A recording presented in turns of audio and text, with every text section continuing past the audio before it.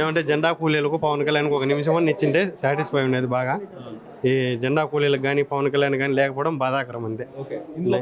ఎటువంటి అంశాలు నచ్చిందంటే ఒక ఆవిడ అహంకారం వల్ల కాంగ్రెస్ పార్టీ ఎంత పెద్ద మాస్ లీడర్ను వదులుకునింది, ఆ మాస్ లీడర్ ఎంత పెద్ద పవర్ఫుల్గా ఎదిగినాడు అనేది బాగా అర్థమైంది అందరికీ.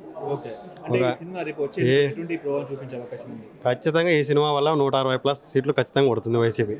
100% 160+ పక్కా అంతే. 160 అంటే ఇంకా జగన్మోహన్ రెడ్డి సీఎం కదా, వైసీపీ 160 అంటే జగన్మోహన్ రెడ్డి సీఎం అంతే. ఇంకా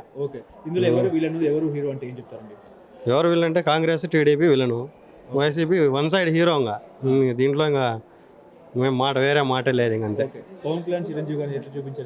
లేరు కదా ఏం లేవు.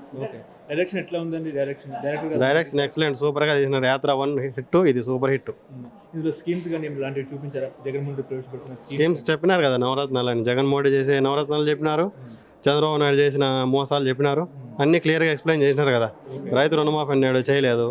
జగన్మోహన్ రెడ్డి నవరత్నాలు అన్నాడు, చూస్తున్నారు కదా జనాలే, ప్రతి ఒక్కటి చేసినాడు కదా. అది లేదు. చాలా బాగుంది. ఏం నచ్చిందంటే అంటే ఇట్స్ ఎగ్జాక్ట్ ట్రూ స్టోరీ కదా. ఇప్పుడు ఈ సినిమా రేపు వచ్చే ఎన్నికల్లో ఎటువంటి ప్రభావం చూపించే అవకాశం ఉంది? ఏమోండి, అంత నాకు తెలీదు. ఏమేమి చూపించాలంటే పథకాలు చూపించారా? ఇందులో జగన్మోహన్ స్కీమ్స్ నవరత్నాలు చూపించారా? నవరత్నాల గురించి మాట్లాడారు కానీ ఆ స్కీమ్స్ చెప్పలేదు. ఓకే, ఎవరు హీరో ఎవరు విలన్ అండి ఇందులో ఈ సినిమాలో? హీరో విలన్ అంటూ ఏం లేదండి. ఇది సోనియా గాంధీ గారిని ఎట్లా చూపించారు? ఎలా చూపించారంటే ఆమె ఎలా ఉంటుందో అలానే చూపించారు. ఓకే, ఆయన కేసులు లాంటివి చూపించారా? లేదండి. నాకు మూవీలో కొంచెం disappointment. Only disappointment is there is no character of Pawan Kalyan. అది తప్ప మూవీ ఎవ్రీ మినిట్ అంటే హార్ట్ టచింగ్ ఉంది. రియల్ లైఫ్ ఏంటో మనకి తెలియని చాలా కోణాలు చూపించారు. అద్భుతమైన సినిమా. సో నా ఫేవరెట్ క్యారెక్టర్ మిస్సింగ్ కాబట్టి నాకు కొంచెం డిసప్పాయింట్మెంట్. సినిమాలో ఎవరు హీరో ఎవరు విలన్ అంటే ఏం చెప్తారు?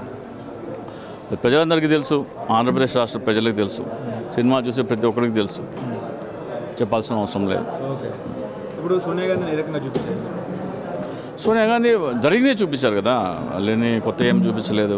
సోనియా గాంధీ ఏం జరిగింది ఏంటి అనేది డెఫినెట్గా అంటే ఒక రాజకీయ నాయకుడి మీద కేసులు పెడితేనేమో అది అవినీతి కేసులు, ఇంకో నాయకుడి మీద పెడితేనేమో అది కక్ష సాధింపు అంటే కుదరదు కదా. కుదరదు కదా. అంటే ఓదార్పేట గురించి చూపించారు ఓవరాల్గా సినిమాలో. జగన్మోహన్ రెడ్డి గారు ఓదార్పేట గురించి ఇచ్చారు.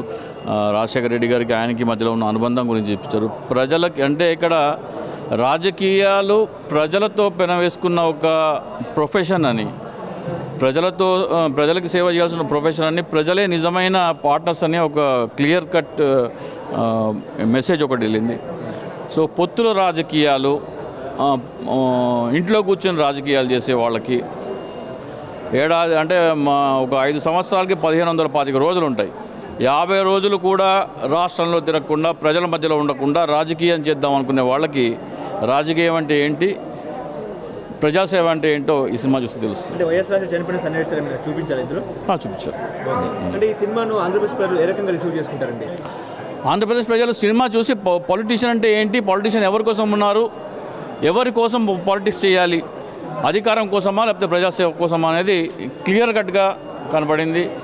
అండ్ జగన్మోహన్ రెడ్డి గారి పాదయాత్రలో ఎలా ప్రజలతో మమేకమయ్యారు, ఇతర నాయకులు ఎందుకు ప్రజలతో అంత ఇది కాలేకపోతున్నారు అనేది స్పష్టంగా చూపిస్తారు. జగన్మోహన్ రెడ్డి గారు సీఎం లాంటి సన్నివేశాలు చూపించారు. సన్నివేశాలు ఉంటాయి కదా. సీఎం చివరిలో అదే క్లైమాక్స్. Thank you.